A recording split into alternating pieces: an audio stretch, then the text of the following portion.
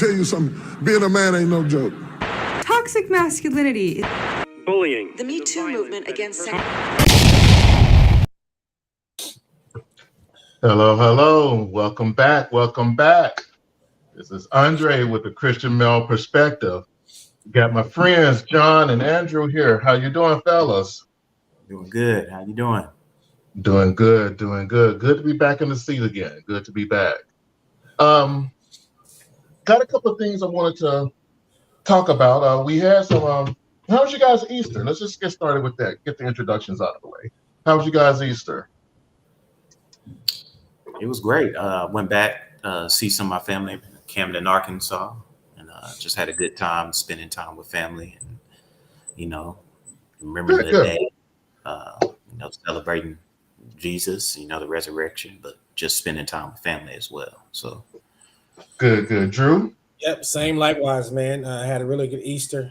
We had a record attendance for this year, especially after COVID. So it was good to see, the anticipation for people getting back into the groove of things.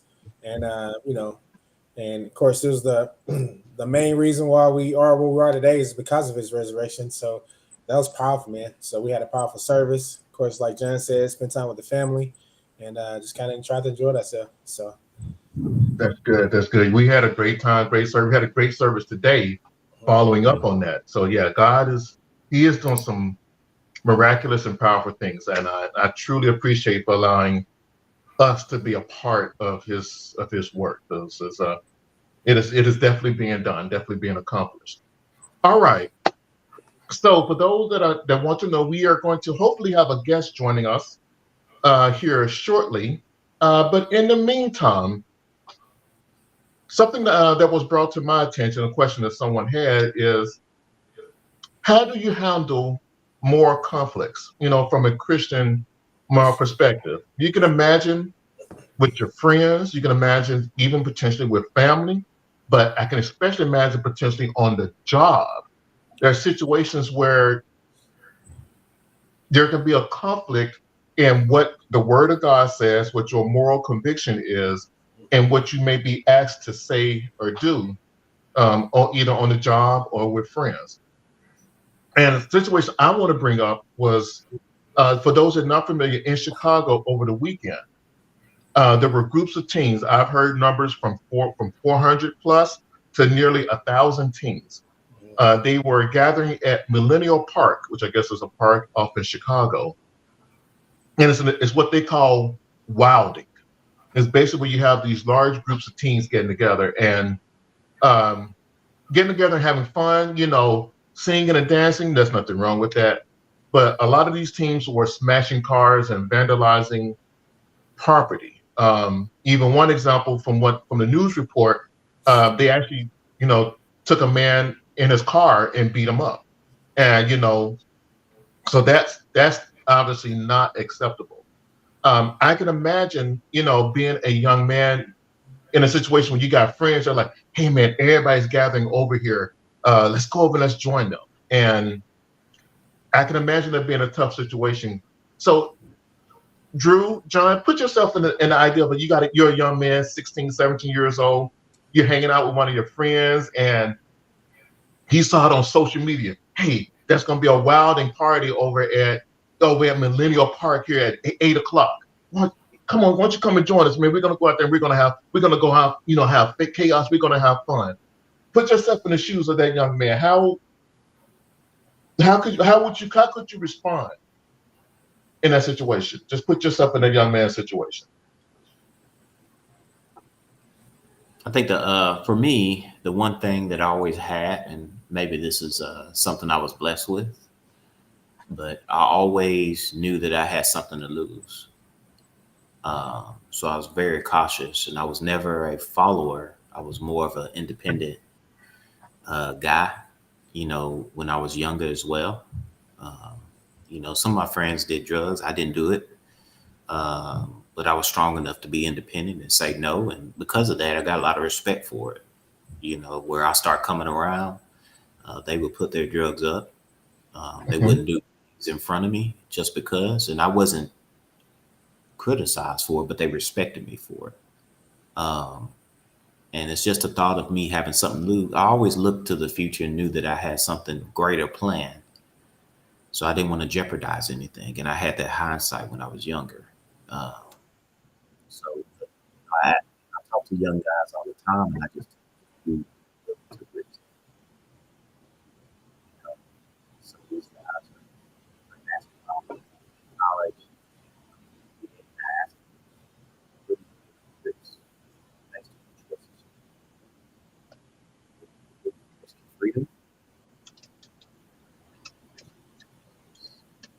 Are you willing to sacrifice?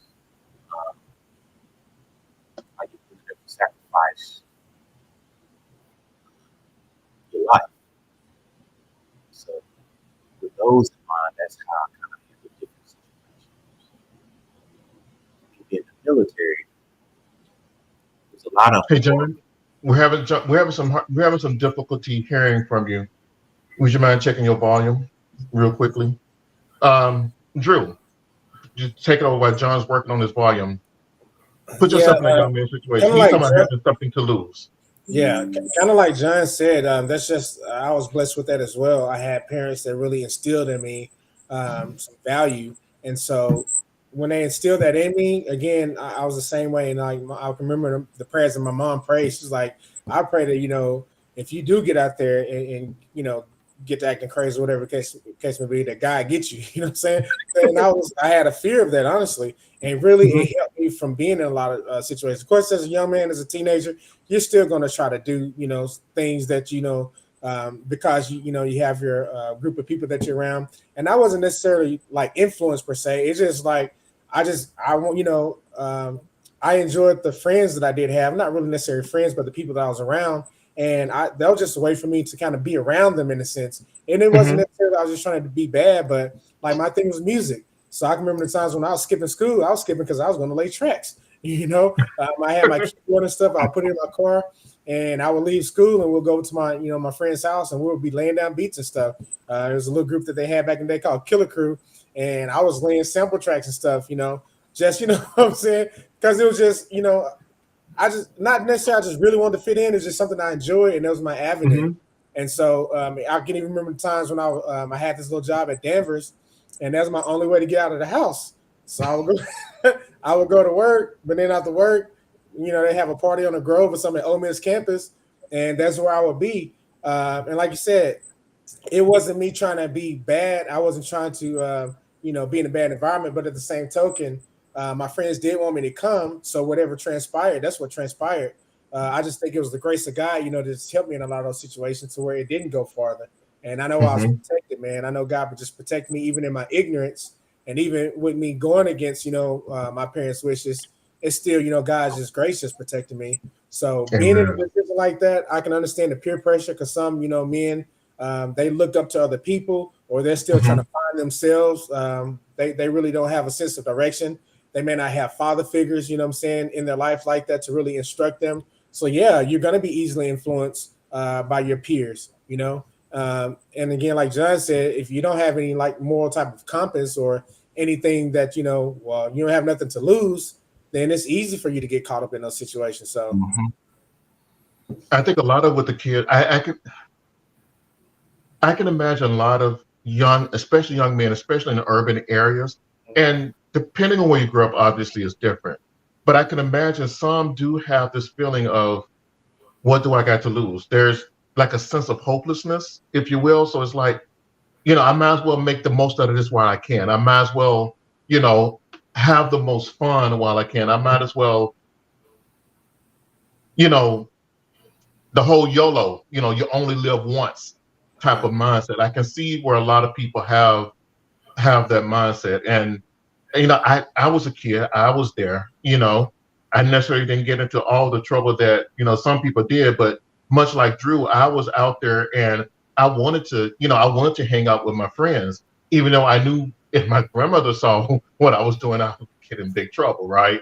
So it was always trying to want to hang out with my friends, want to do stuff my friends do, but not get in trouble, not let my grandmother find out, and trying to live a double life, for lack of a better term. That's what I did when I was in high school.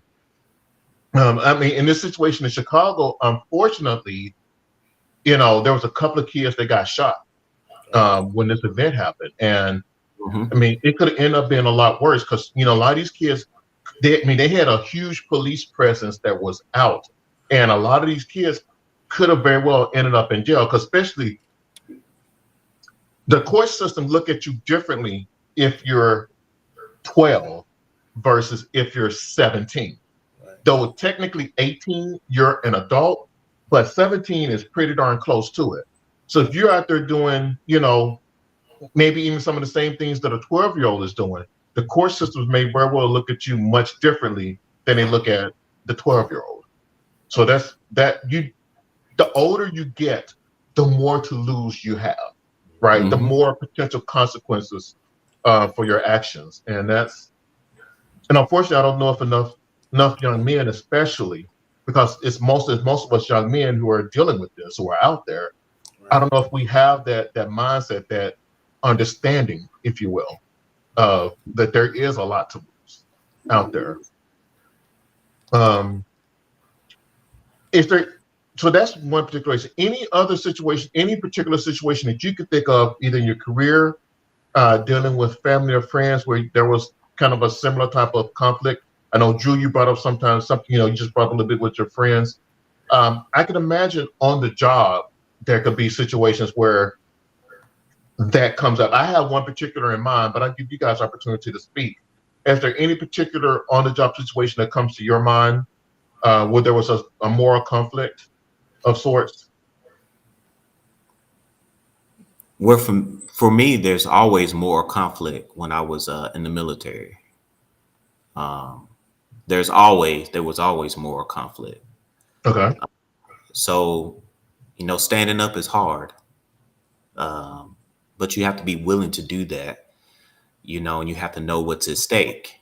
I can remember some instances where, they wanted me to write sworn statements just because they didn't like a certain individual to keep them from gaining a promotion, and I wouldn't do it. And I had to be willing to sacrifice my progression as well. And I did. And I also looked for the frustrating thing is I also looked for backup from my peers that I did not get. I was out there on the island, and I knew it was the right thing to do. And I was younger, but it was something that I made a decision to say, you know what, I'd rather do the right thing and get things the right way. So my advice, and everybody can't do this because a lot of people are driven by different things, success, money.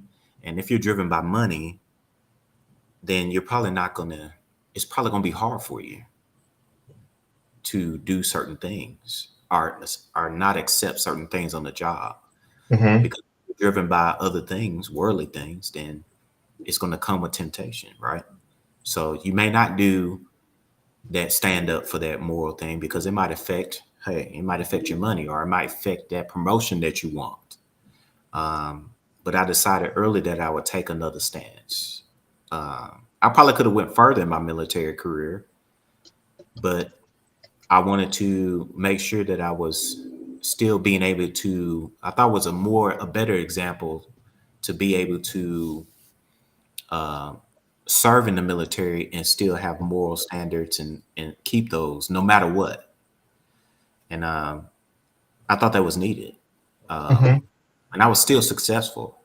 But I just chose my family when I retired. I could have moved up, but I chose my family when I retired because I had done the things I was called to do. And I had served. It was more fulfilling when I retired to know that I did it the right way, that I didn't sacrifice. I still stuck to my morals that my family taught me. And like I said, my last name meant something. And I know, Andre, you were there when I gave that speech to say that my last name meant more than the job that I was doing, my family name. So that's one thing that I always go back to. And I encourage everyone, not just about morals, but think about your last name. Think about how they would respond. And like I said it was a disservice when I have parents that have to drink out of colored water fountains and go through the things they go through. It's kind of disrespectful for me not to do that. Yep. So that's what I chose to do. So my advice is to never sacrifice your morals just for the job. And I have to be careful now. You know, whatever job I work with, I have to make sure I screen the people I'm working with, you know, just to make sure that I'm not going to be in the situation. Research with the company, do the extra research to make sure that the morals that I have Yep. will align with the job that I'm getting. That's part of my criteria when I, you know, accept the job. So Yep. that's my personal opinion on that as far as morals. Like I said, it's hard to stand alone. Right. And, Yeah. at least somebody did it. And we have a lot of examples of that where people stood alone and it was hard. It usually ended with, you know, Martin Luther King or some of those great leaders losing their life. So there's going to be a sacrifice if you do it. But I think the reward in the end is greater. Right. Agreed. So that's my personal opinion of that. I remember this was about 2010, give or take. So about 13 years ago. And at that time, I was still fairly new. I had been on the job for like 2 years. And I remember I was on this one particular project, and it was coming to have happy hour after we go through, you know, long days of meetings and talks. The common thing was to have happy hour and to go out and, you know, eat and drink afterwards. And that was where you did your networking, where you built your connections and your relationships with your coworkers and with your clients. That in consulting, which is what I do, that is a very common thing, right? And even outside of consulting, that's a very common thing. You build your network up, and that was good. I don't drink alcohol. That's just something I personally don't do. So a lot of times we would go there and I would get ginger ale or Sprite. And the first few times that happened, you know, there were some of the older gentlemen in particular, and, you know, they would, you know, rib me a little bit. They would give me a little bit of a hard time about it. It's like, Andre, you know, he's drinking his favorite adult beverage. And, you know, and I would laugh along. I'm like, you know, this is what I'm drinking. I'm cool. You can say whatever you want, but this is because I knew for me, and I think that's probably one of the biggest things, one of the biggest pieces of advice I can give out to young men, especially. Know where your boundaries are. Know what lines you are not willing to cross. And if you have those set in stone and you're willing to say, you know what, this line I'm not willing to cross for anyone, then it helps you to when you're able to make when those situations come up. So for me, because I knew alcohol was not something for me personally that I drink, that was a line I'm not willing to cross. I'm not willing to cross that line for anybody. So yes, that made it a little easier for me to stand, but I had to endure the ribbing for the first 2, 3, 4 times that it happened until they saw that I wasn't going to change. I'm okay being who I was. And I think that's where a lot of us young men, we have to learn to be okay with who we are and be okay maybe being a little different than the rest of the crowd. And I think that's it. Be okay. Be okay having a boundary or standard that you're not going to cross. Right. So we have a comment here from Victoria. She says, we were talking about the wilding in Chicago. She said, I always pray God not let my kids be comfortable in sin. Yeah. And I think that's good. That's good right there. Yeah. Definitely don't want to and if God can bless that to where our kids are not comfortable in sin, that is so good. So good. All right. So we have Mr. Joseph Stevens joining us. we're kind of switching gears here. Joseph is a single father, and Drew, if you don't mind, I'll let you give a quick intro for him because you know more about him than I do at the time. So if you can just kind of give us a quick intro to who Joe is, and we'll keep on moving. I'm gonna try to wrap it up in two things, and kind of to piggyback off where we're coming from and where we're transitioning Sure. to. Even what JT was talking about his own, I guess personal opinion, but it's biblical though, because the same scripture is Proverbs 22:1. It says, "A good name is rather to be chosen than great riches, and love and favor rather than silver and gold." So if you stand on the word of God, it don't matter where you are, God is going to always honor his word. And just to go into now, Joseph coming on the scene. I've met this young man probably a few years ago. Grew up in the same town. Of course, he's ex-military. I think he's still maybe serving in the military. But he has a very interesting testimony, and I know his story and his testimony is still unfolding. What I can say about the young man, since I've gotten to know him, he had a couple things going on social media, and of course, we talked. Often at first, and I got on social media, and it's crazy because I had lost his number. I had him saved up on a whole completely different name on my phone, and he was just in my spirit. So I was calling out for the brothers and whatnot. And he happened to text me when I was over at my sister's house. Text me, and it was right on time because it was fresh on my mind. And again, we pray for one another, our brothers in Christ. And he has a very interesting dynamic in what he's dealing with and going through. And I just like real people. I like real talk. And I like to allow God to use whoever he wants to use in this season. So without any further ado, that's just a little bit about him. He can share whatever else he wants to share. But I believe that he fits, kind of this group in a sense about a male's Christian perspective, because he's got some great things that God is doing in his life. And I just believe that, it's just tagging along to what we've already been talking about. So here we have Mr. Joseph Stevens now. Joseph, man, how you doing? Do you prefer Joseph, Joe? What's your preference, man? Either or. Normally people call me Joe just for short. It's normally very, very common. Only people that really, really know me back in the day, like Andrew, call me Joseph. So there's very few people that does that. But I appreciate you guys actually having me on, man. Like you said, I was ex-military. I was in the Air Force for 12 years. I done been through quite a few things, quite a few deployments and stuff like that. I done ran into a lot of different people. I've learned a lot of different things, a lot of people and cultures, things like that. Some things that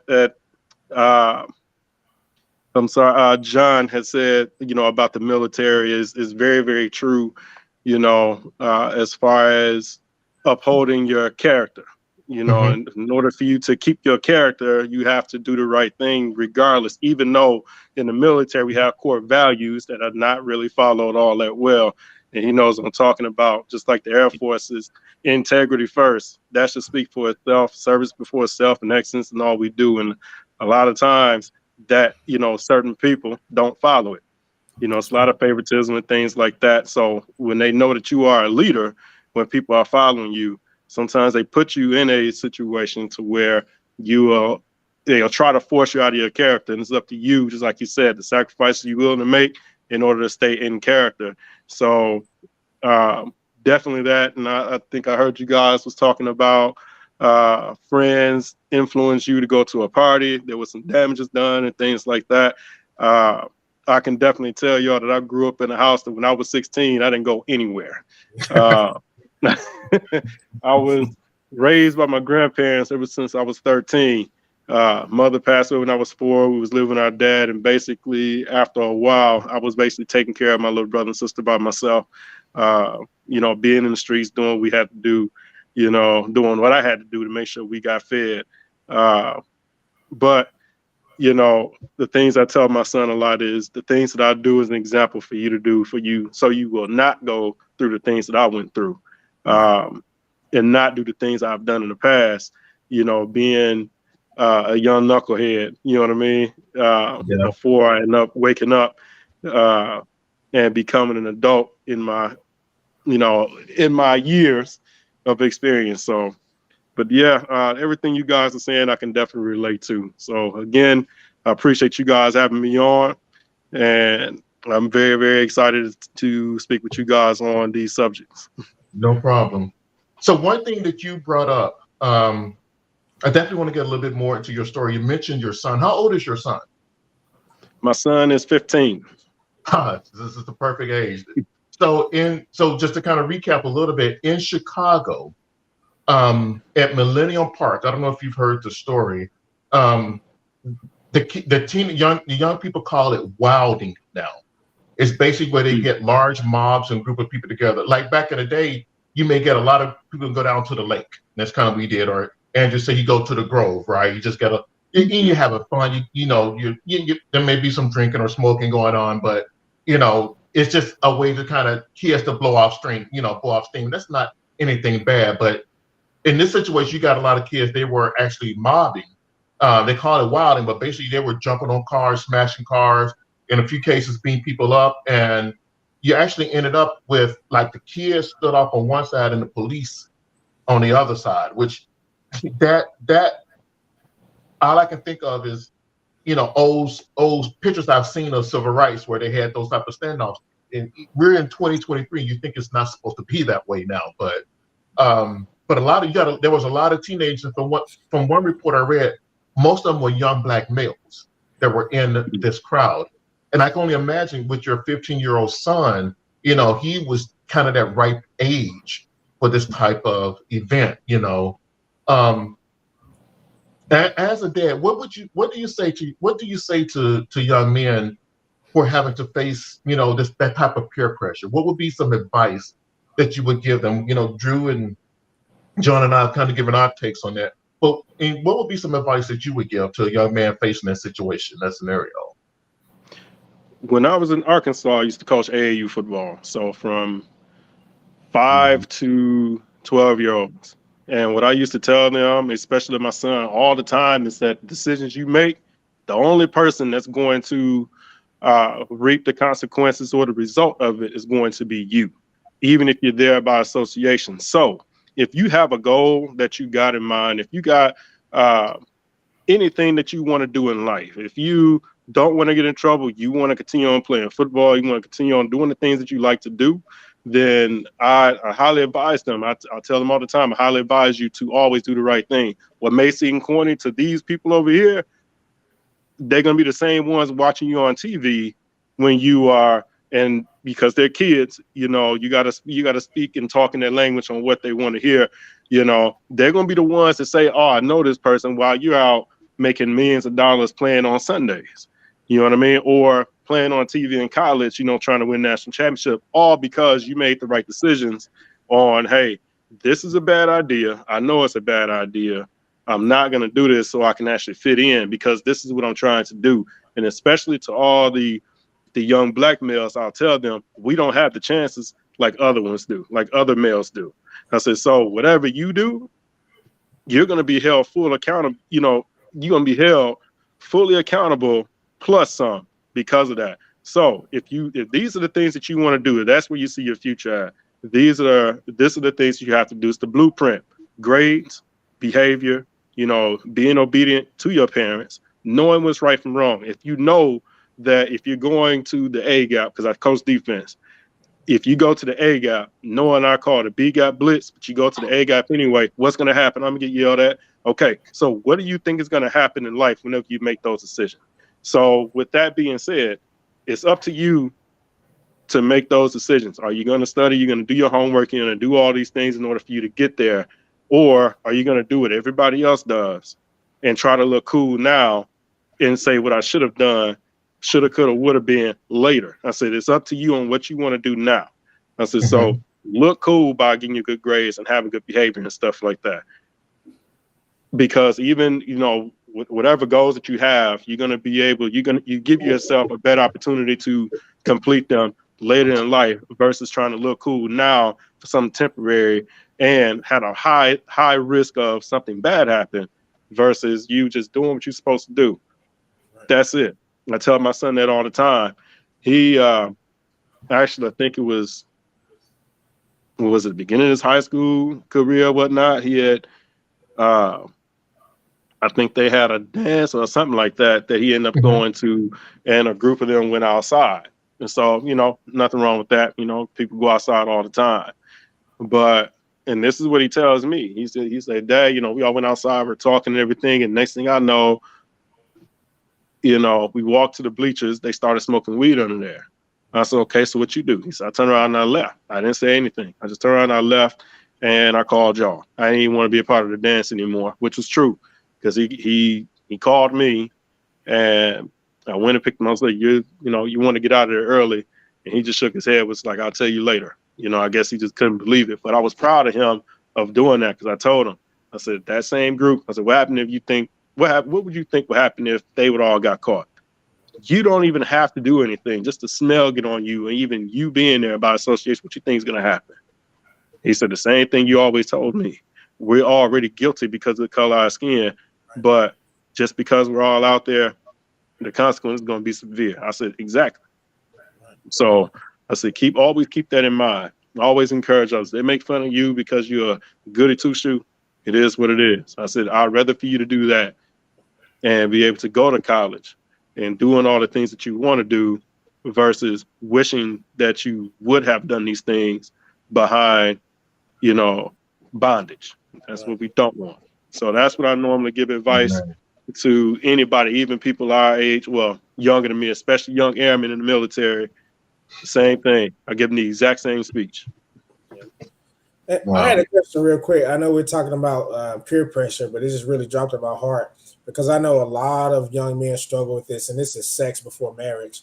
And this is real prevalent in high school. And there seems to be a greater amount of peer pressure, especially since I'm in the school now, to see how even they react to this in the classroom. You say you got a young son. I don't have any sons. I got daughters, so I'm trying my best just to teach them, train them how to be, to be queens, to be women who respect themselves.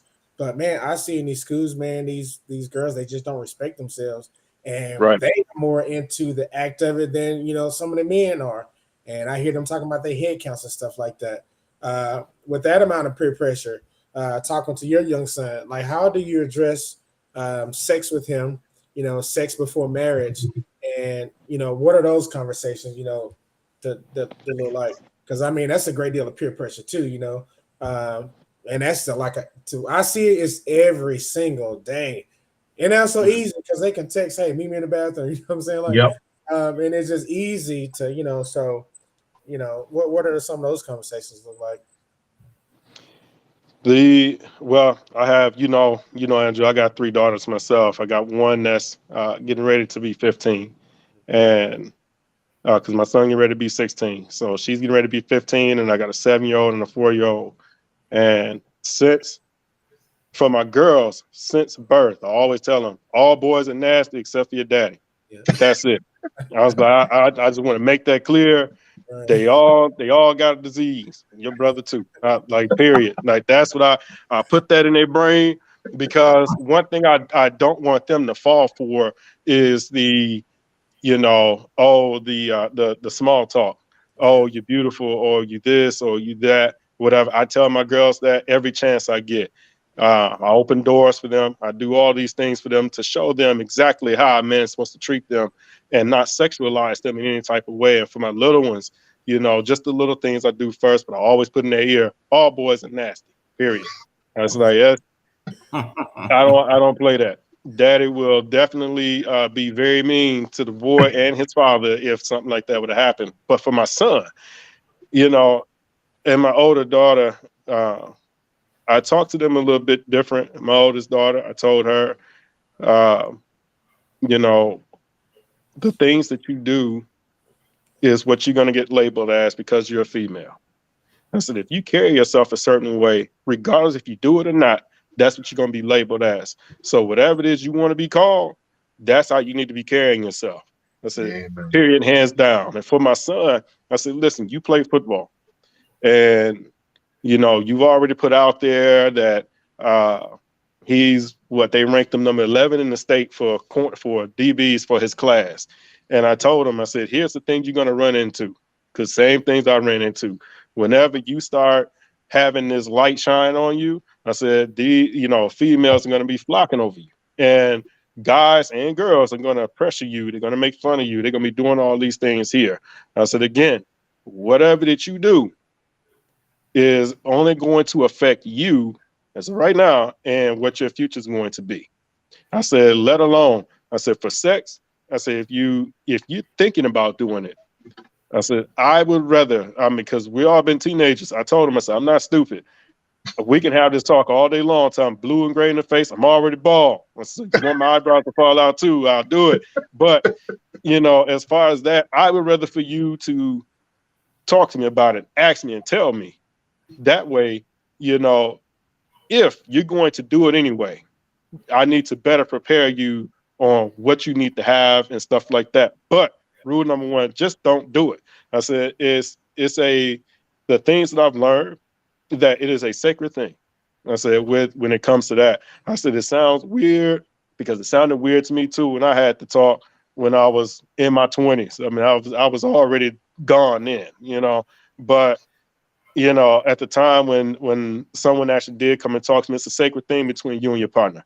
I said, what you don't want to do is, number one, have a head count. I said, it may be cool now, but from a person that you really, really like, having a head count is not going to be so much attractive as you think.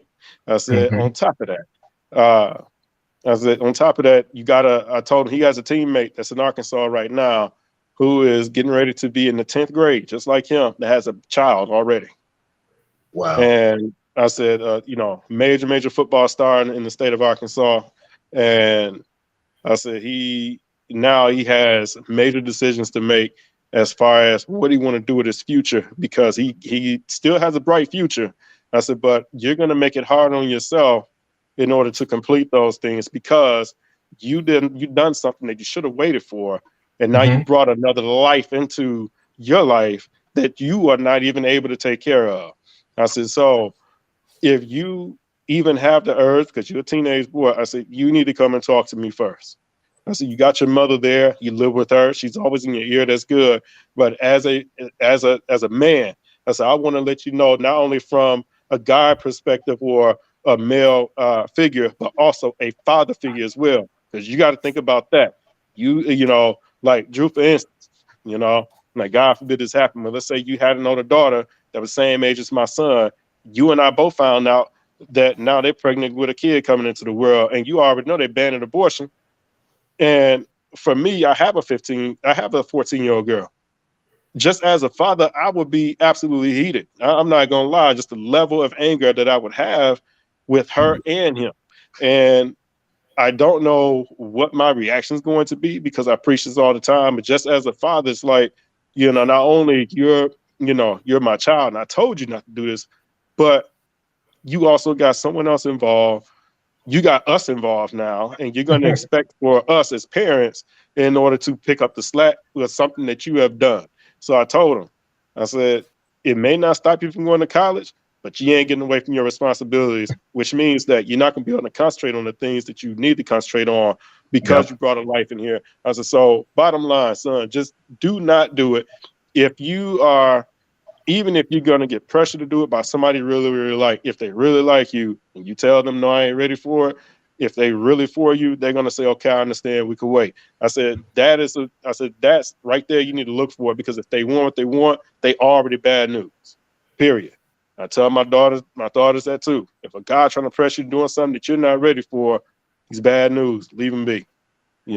Call me. I mean, that's just tell him, hey, my dad ex-military, he got a whole bunch of guns and he's not afraid to go back to prison. I ain't never been to prison. Just tell you, he ain't afraid to go back to prison. And he said, whatever you do to me, he's going to do to you. Like, get whatever it is you got to say in order to keep them off of you. Just do that. Yeah. I told my son, I'm just be real about it. I don't want to be a grandfather at 40. You know what I mean? I was like, I would rather for you to, if you're going to do something like that, at least be on your way out of college, getting ready to graduate. You know what I mean? Like, at least go that close, but have yourself established, get your foundation going, get everything going for yourself, and make sure that the person you do that with is the person you're going to spend your life with, because you could end up with someone who's doing that in order to have a way out, or whatever the case may be, or to say that they have a child by whatever it is. You don't know the motives, so just don't do it. Stick to your character. Do what we tell you, and what we tell you, you're going to be more successful in life because we've been there. Now, neither me or his mom had children in high school, but we know a lot of people who did, and they are now saying to their children, "Don't make the same mistake I did. You know, don't do the same thing I've done." You know, so that's what I normally actually have that talk with him about. It is think about it. You know how I am with my daughters. Think about that before you do that with someone else's daughter.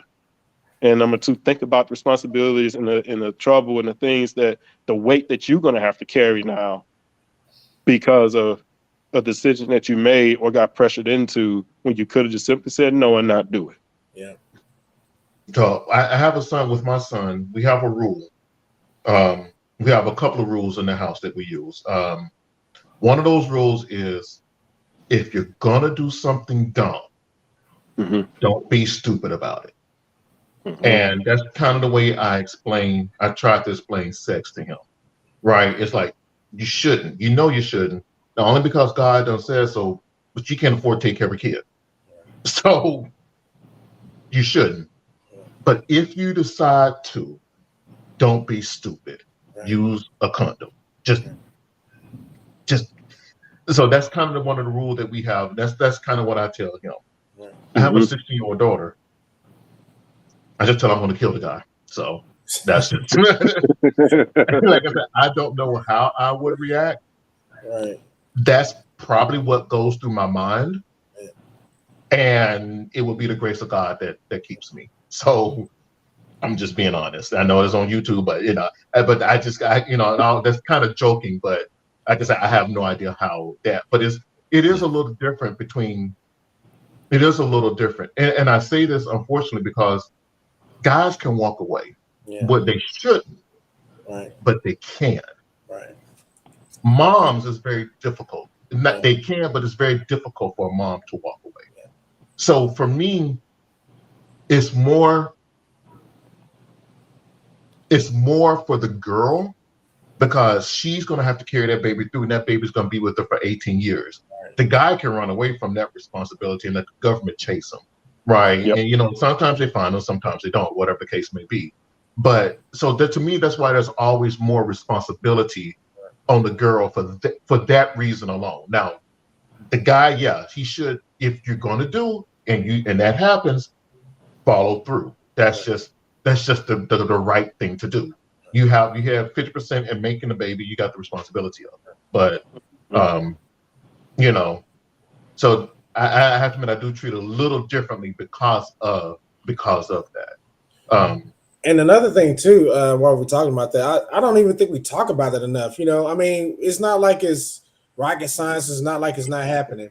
But a lot of these girls that are ending up pregnant, they're not even having unprotected sex. I mean, they're having unprotected sex, so they're not even using condoms. So it's like, even if you have, like me, my daughters, of course, like you said, I don't want it to happen. Lord knows, I don't know what I would do. I can't even really wrap my mind around it. But at the same token, I want to have these conversations with them. At least practice safe sex. If you are going, I'm just saying, like you said, don't be stupid about it. Because at the end of the day, you still are creating a whole nother life, and somebody's got to have this conversation with them. And I tell my daughters all the time, if anybody, when it comes down to sex or anything like that, I want to be the one to have a conversation with my daughters about it. You know what I'm saying? I want to be the one, that they know what the male anatomy is. I want to be able to talk to them about it. I don't want them to be confused about anything versus them falling into that trap of being, suspicious about it. And then it's not coming from me. You know what I'm saying? As the father. And they have to hear it through school or through these, like, I want to be the one. And so at least, I know, well, I did talk to them about it. I did let them know versus, well, I just assumed that, that they wouldn't do it, or I just assume they don't know, and if you're not talking to them about it, do that, right? Exactly. We've all been through that. That's what I'm saying. So if we're not, as you're talking about as being Christian men, if we're not having these conversations with our kids, man, shame on us, man, honestly. Shame on us. Well, here's the thing, though. If we're not having them, the world is going to have it. TikTok, Facebook, YouTube, the world is going to have these same type of conversations. Yeah. And but Even when if the we, world is happening, though, they're making it seem like they're exploiting, and they're making it seem like it's something that's just a trend. When Mhm. we're standing on the word of truth, and we know what the truth really is.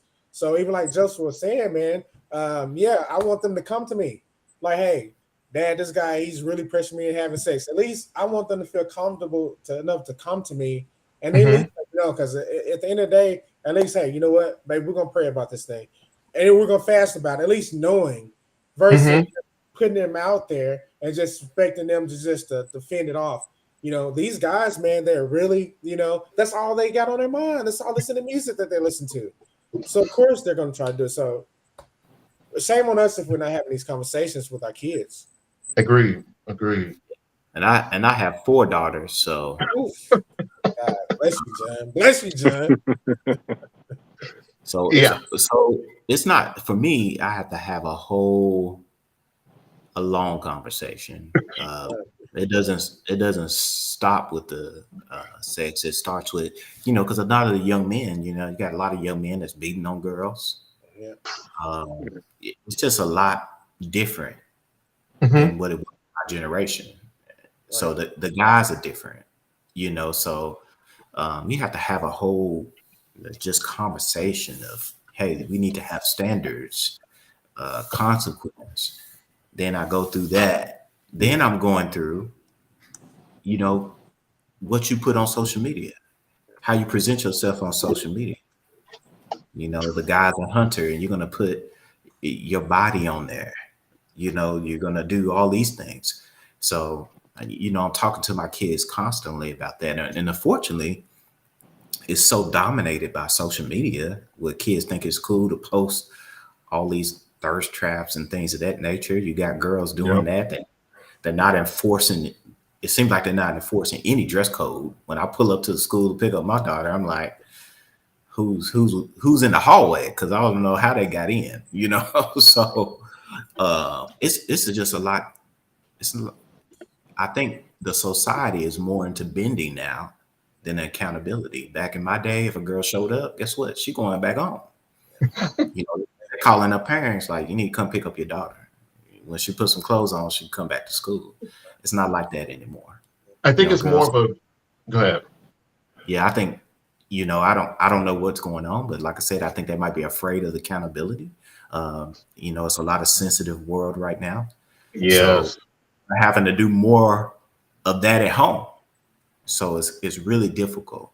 And I also tell my kids, the number one saying I tell them, and they always say, Dad, well, you're successful. I said, well, I'm successful because of decisions I make.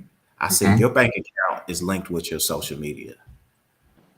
I said, so Mm. whatever picture you put on there, it's gonna follow you. So, like I said, every consequence has a dollar amount associated with it. And if you make this mistake, you're only gonna be able to make this. Right. If you make Yep. this mistake, you're gonna go down in the revenue. And I even tell my daughters, two of them in the military, and you know this, Joseph, you can smoke if you want to. I said, but you do not want to smoke in the military where they're looking for black men or black women, and they want to ostracize you, and they want to Mhm. ruin your life. They want to ruin your career. If you're going to school for free in the military and you smoke, you got to pay all that back, and they're gonna give you a dishonorable discharge.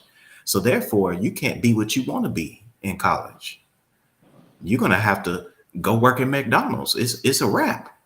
The military has ruined you, and they can do that. And a lot of people don't understand that. That's when I talk to my girls about, you've got something to lose. You can't afford to be in that crowd because you're in this organization. And if you do that, oh, they're gonna make an example out of you. That's what they want to do. Wow. It's a long, drawn out conversation that you got to have from A to Z. And I'm pretty sure everybody here, those talks have to be constant, because guess what? Yep. Friends are not really friends anymore in high school. I have friends that I had since elementary school that we looked out for each other. Well, they don't have the same type of mindset. It's rare that they find friends that are real friends that can help keep them out of trouble now. So it's just a lot that they're dealing with. the peer pressure. So we just have to be extra conscious of that, so.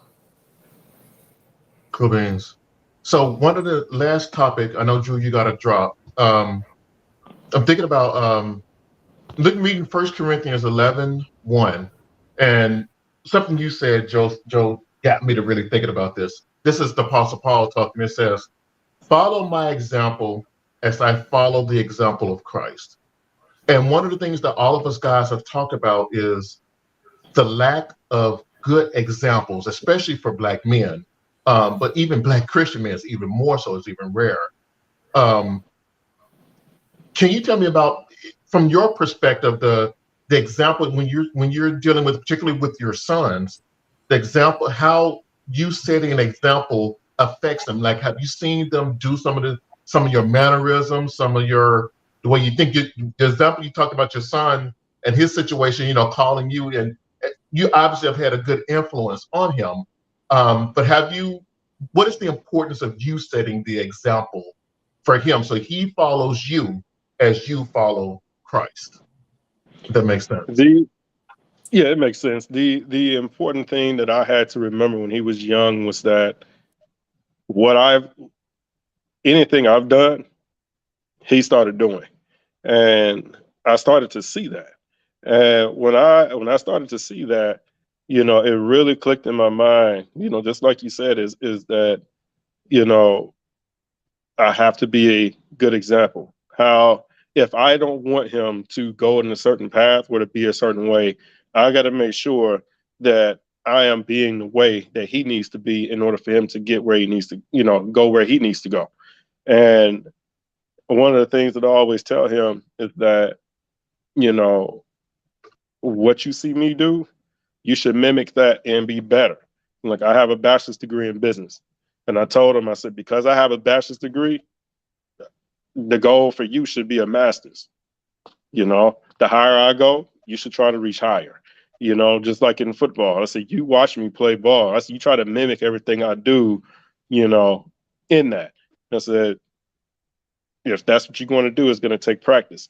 So when I see that, I make sure that it's very important on the things that I say, the things that I do, especially my walk, because my walk is going to be 10 times more of an impact than it is my talk, because they, even my girls, they're watching, and the thing that makes me proud is that, he sat me down one day and he told me, he said, it's like, Dad, I'm trying to be just like you. I said, why?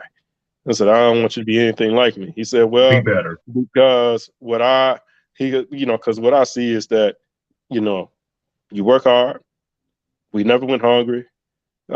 He's like, I know you and Mom are not together, but you're always helping. You're always advising.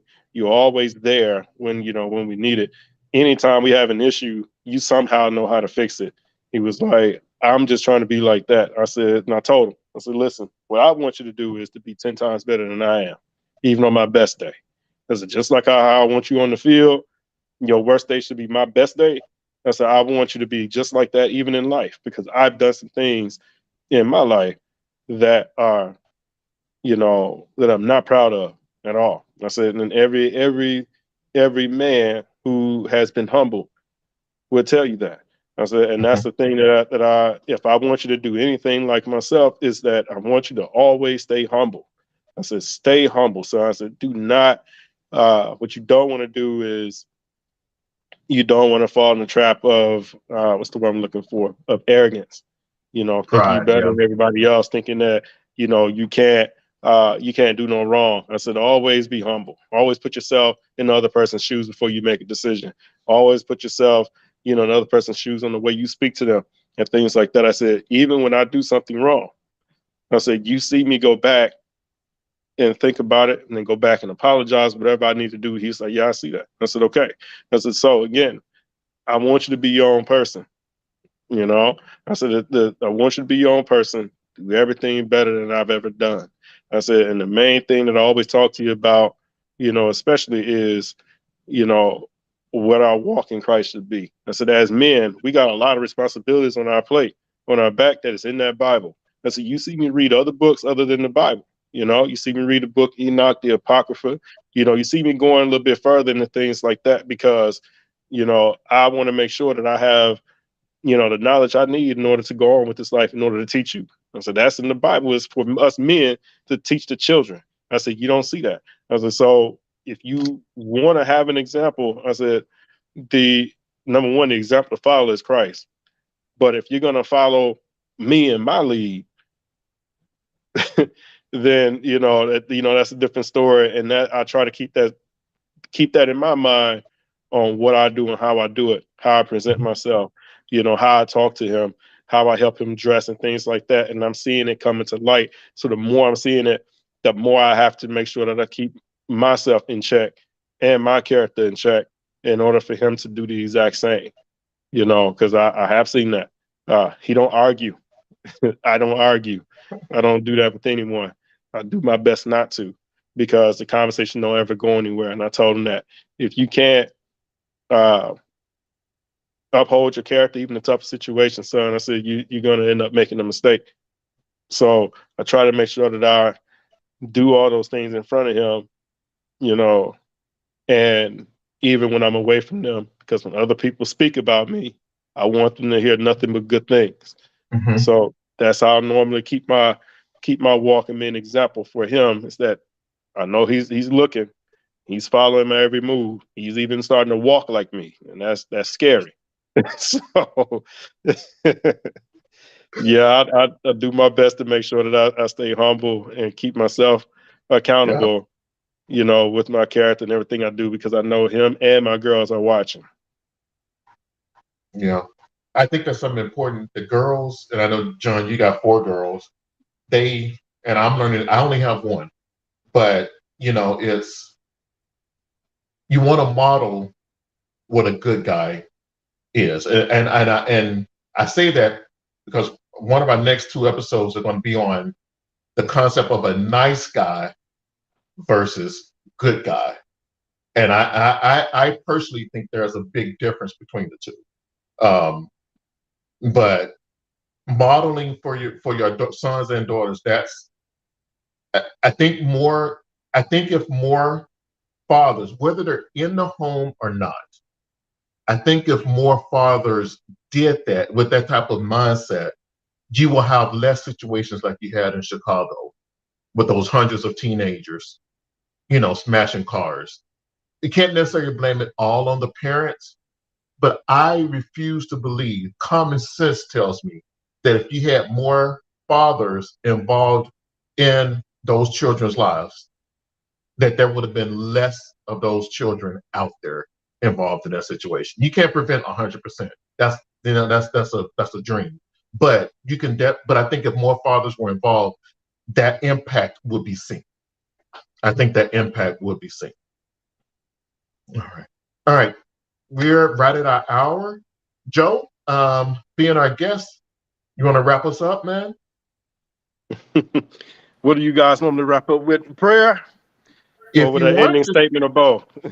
A little bit of both. Just get us up out of here. We've had a good conversation and hope to have you back here on this soon. This was a good conversation. So, yeah. Again, I really do appreciate you guys having me on this. Like Andrew said, I do a Iron Sharpen Iron page, where it is a page for men. It's not really religious, because I know a lot of guys are not really religious, but I put that page out there for a safe space for men to go on in order to seek good advice and to share stories and experiences and things like that.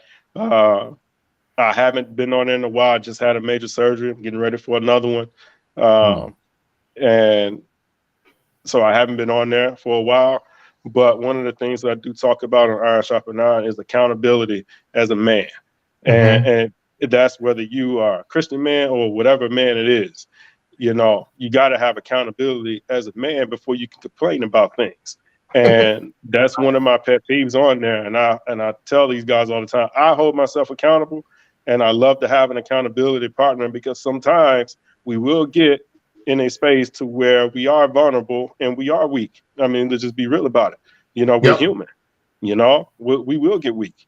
And sometimes we will get into our heads, or we will get out of our character, Depends on what it is. For example, my daughter's mom. A lot of times I get out of character with her because we do not get along, and the things that are being done I do not agree with, and I had to learn in a very harsh manner that I cannot control everything. All I can do is continue to be in my character so my daughter can see, because that's more important. And I have to hold myself accountable because I don't have to go toe to toe with anybody. You know what I mean? So that's what mainly the page and stuff is about. And this is everything we talked about, is making sure that we are holding ourselves accountable for being examples, being teachers, and making sure that we are present in a positive way. Because I've seen fathers that are present in a very negative way. And as a coach, you know, sometimes you have to be that positive father figure for them, even though they have a father that is there, that is a negative impact on their life. And that was the point of my page. Like, no matter what, you know, what you say, we got to hold ourselves accountable regardless, period. So again, I appreciate you guys having me on, man. It's really been fun. It's really been, it's been a blessing to be able to get all that out. And I you know, think it's important that actually women do need to watch as well. Yes. Again, it's not my thing, but that's the first thing I try to do is keep winning out of iron sharpening iron. I thought about it. I was like, no, in order for them to understand us, what we're going through, what we're trying to do, they're going to have to see exactly what we're talking about. So I would share that, you know, and I would get a lot of engagement from females that would like it or say, I ain't thinking about that.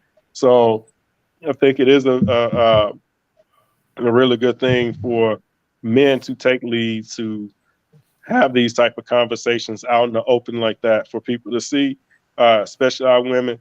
And in order for them to understand from a male perspective of what we have to do and what we are going through in order to keep the household clean and accountable, just like we have to hold ourselves accountable. And as, you know, us men who are following Christ, you know, that is very, very important, because we are the teachers. We're supposed to be, but we are the teachers, whether good or bad. And then we got to make sure we keep ourselves accountable, keep our character in check in order for that to happen. So again, I appreciate you guys. Looking forward for another one. You know, whenever y'all want to have me, and hope to see you guys soon. All right. Send me the link to your page. I'll put it out there. I'll pin it as a comment to this live. And for your iron sharpens iron. Send me the link to that page via email, and I'll post it out there so people can get a hold of it if they're interested. And I definitely agree. We need to get guys and girls talking. We need to get it's not a war. It was not meant to be a war. So we got to find a way to be better together. To be better together. So JC, any word? Nothing else? We'll get out. No, I think everything is great. Had another great session. I would just leave people that's watching with this, just to know your consequence has a value to it. So whenever they're making those decisions, going out to that party, they need to think about the ceiling of their success and what they want it to be. It could be high or low. So sometimes that will motivate a different way to think about it in order to keep you in the right mindset. All right. This is Andre from A Christian Male Perspective. Drew had to go take care of family first, of course. So that's no problem with that. From my friend John and our new friend Joe. Stay sharp, fellas. All right.